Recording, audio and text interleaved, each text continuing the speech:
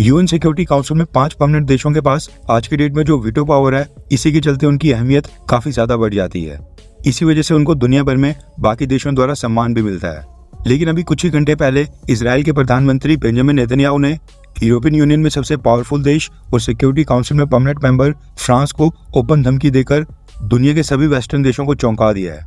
Israel ने जो धमकी दी है, इसमें बेंजामिन नेतन्याहू ने बाकायदा फ्रेंच प्रेसिडेंट इमैनुअल मैक्रोन का नाम तक लिया है।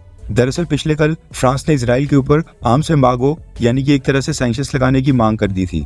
फ्रांस के प्रेसिडेंट इमैनुअल मैक्रोन ने ओपनली एक स्टेटमेंट जारी करके कहा कि गाजा में युद्ध रोकने के लिए इजराइल को सभी प्रकार के हथियारों की सप्लाई रोकी जानी चाहिए। हमारी बात तो कोई सुन ही नहीं रहा है। मुझे लग रहा है कि एक बड़ी गलती की जा रही है और ये खुद इजराइल की सिक्योरिटी के लिए काफी जरूरी है कि सीज फायर हो जाए। इस युद्ध से नफरत बढ़ रही है।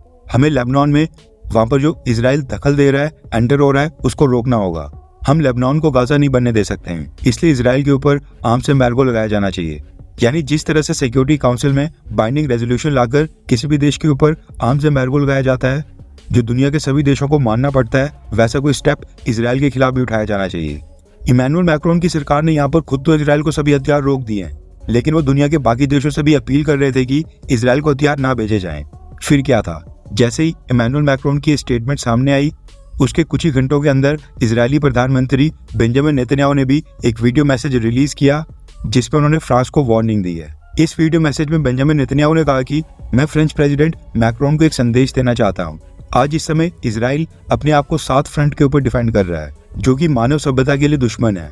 हम गाजा में हमास के खिलाफ लड़ रहे हैं, जिन्होंने 7 अक्टूबर को बर्बरता से हमारे लोगों की हत्या की थी, रेप किए, इजरायली लोगों की गर्दन अलग की और कईयों को जलाया भी। हम लेबनान में हिजबुल्लाह के खिलाफ लड़ाई लड़ रहे हैं, जो कि दुनिया में सबसे ज्यादा हेविली आर्म्ड आतंकी संगठन है, जो कि इजराइल के नॉर्दर्न बॉर्डर के ऊपर 7 अक्टूबर से भी बड़ी बर्बरता की प्लानिंग कर रहा था। हम यमन के अंदर वहां पर हुदी से लड़ रहे हैं। इराक और सीरिया में हम शिया आतंकी संगठनों के साथ लड़ रहे हैं, जिन्होंने इजराइल के ऊपर कई सारे ड्रोन और मिसाइल हमले किए हैं। हम ईरान के खिलाफ लड़ रहे हैं, जिसने पिछले हफ्ते ही 200 से भी ज्यादा बैलिस्टिक मिसाइल्स इजराइल के ऊपर फायर की थी। और ईरान ही वो देश है जो इजराइल के 7 फ्रंट के वॉर के पीछे खड़ा हुआ है। जिस वक्त इजराइल ईरान की बर्बरता वाली 7 फोर्सेस से लड़ाई लड़ रहा है, उस समय दुनिया के सभी सिविलाइज्ड यानी कि सभ्य देशों को मजबूती के साथ इजराइल के साथ खड़ा होना चाहिए।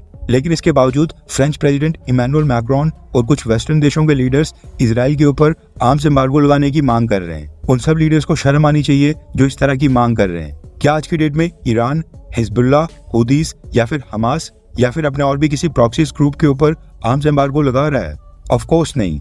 आतंकवाद के खिलाफ दुनिया के सभी देशों को एक साथ आना चाहिए। लेकिन जो ये देश उल्टा इजराइल के ऊपर ही आर्म एम्बार्गोस लगाने की मांग कर रहे हैं, ये एक तरह से अपमान करना है और कलंकित करना है। लेकिन मैं ये चीज आपको बता दूं, इजराइल हर कंडीशन में ये वॉर जीतेगा, फिर चाहे आप सपोर्ट करें या फिर ना करें। मगर जब ये युद्ध खत्म हो जाएगा, युद्ध खत्म होने के बाद उनकी ये शर्मिंदगी आगे भी चलती रहेगी। इजराइल इस बर्बरता के खिलाफ अपने आप को डिफेंड करके पूरी दुनिया में बर्बरता के खिलाफ सभ्यता की लड़ाई लड़ रहा है।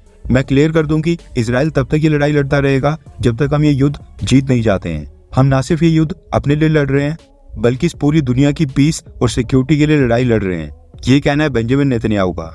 इजराइल की तरफ से स्टेटमेंट आने के बाद अब फ्रांस और इजराइल दोनों देश आमने सामने हो गए हैं। अब फ्रांस इसका जवाब कैसे देता है, हम उसको भी कवर करेंगे।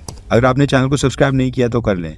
वैसे अगर आपको फ्रांस और इजराइल इन दोनों में से किसी भी एक देश को चुनना पड़े, तो आप किसको चुनेंगे, फ्रांस या फिर इजराइल को? नीचे कमेंट करके अपनी राय जरूर बताएं।